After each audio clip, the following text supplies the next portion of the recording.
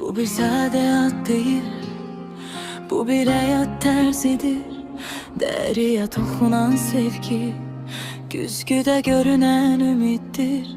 Seher uyanırsan özün için, bir damla kaygı biraz zaman. Faberlik değil dayan, özünü unutma, özüne inan.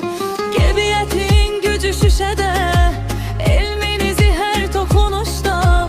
Derin nefes alır derinin, oksijen var her damlasında. Güzellik pahalı değil, düzgün seçimdir sadece. Faberlik yanında oldukta, özün olursan her gece, her gece. Faberlik hisset vergi, güzellik senden başlayır. Faberlik seç öz yolunu, hem parlayır hem kazandırır. Faberlik bir adım ümit, bir adım ileri her yer. Güzel ol, güçlü, bu senin vaktin, bu senin ağrın.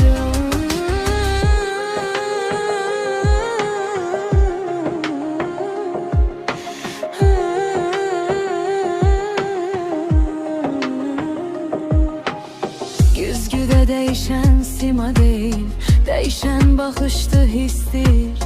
Özüne değer veren de insan, hayatta ona sessiz gülümseyir. Evden işleyip hayal kurmak, kazanç elde edip güvenmek.